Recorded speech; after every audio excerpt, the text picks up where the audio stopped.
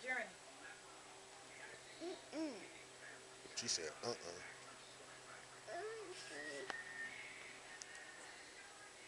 then you sure came yesterday after you came from church. All of us was here. I know who was at work. Oh, Alright. JoJo was here. Won't you, JoJo? Adoption is a legal process that creates a new permanent parent-child relationship where one did not exist before. Its goal is to create a permanent and stable home for a child and emotional parental connection for an adult.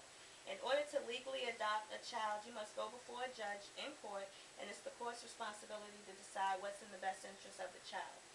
It bestows on the adoptive parent all the rights and responsibilities of a legal parent and gives the child all the rights and responsibilities of a family member. Consent refers to the agreement by the parent or a person or agency acting in place of a parent's releasing all rights and duties with respect to that child. Before parental rights are assumed by the adoptive parents, the court determines that biological parents have, legally and with full understanding, either voluntarily relinquished their parental rights or that those have been terminated by the court. When neither birth parent is available to give consent, the responsibility can fall to other entities. Birth parents have a number of reasons for placing their child up for adoption, but in the end, it's usually because they want a better life for their children than the one that they feel they can give. Every year, hundreds of thousands of people around the world choose to pursue adoption. 2% of unmarried women at any age place their child up for adoption. The percentage of premarital births placed for adoption was high at one time, but has decreased over the years.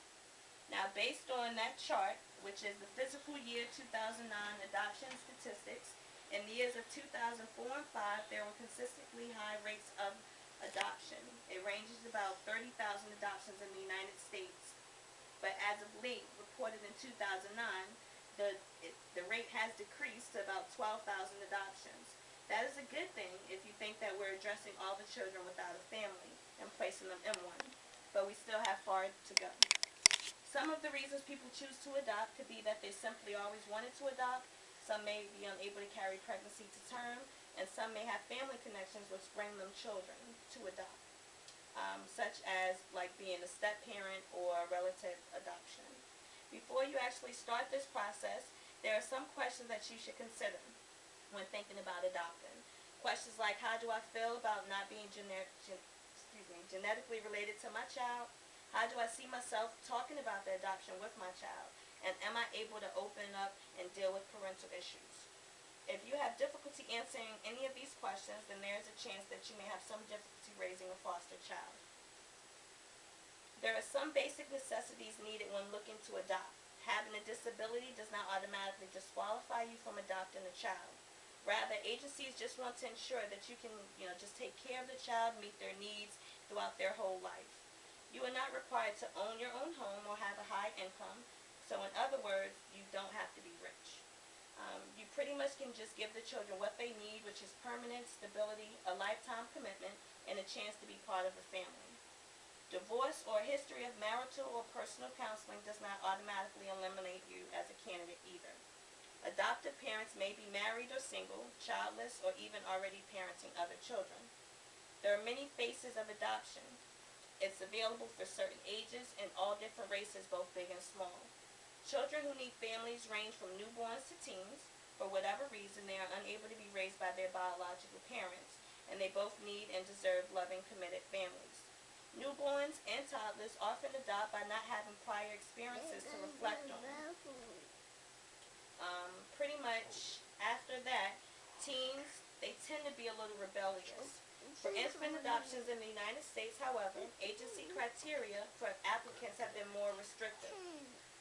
Often, agencies will only consider couples married at least 1 to 3 years and are between the ages of 25 and 40, with stable employment income.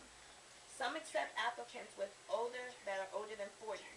Some agencies require that a couple have no other children and be unable to bear children.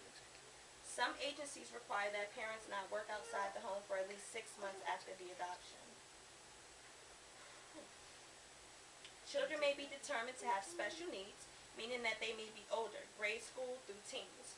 They may have physical, emotional, or mental disabilities, and may be brothers or sisters that should be adopted together. Adoptions can occur within the United States or outside the country. Adoption exchanges and adoption agencies usually have photo listings like on adoptablekids.com that provide information about children waiting to be adopted. Many children in other countries are available for adoption.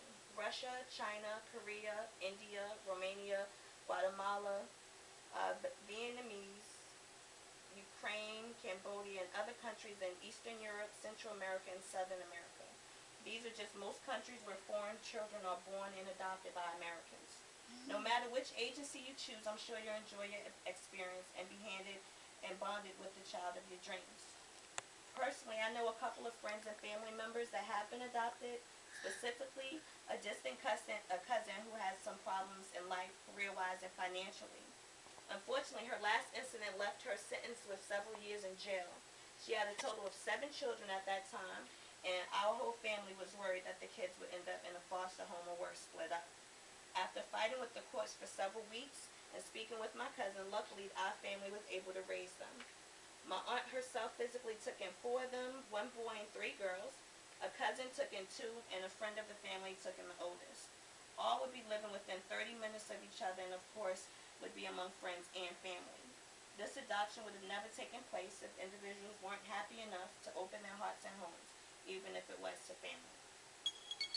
Thank you. That's it.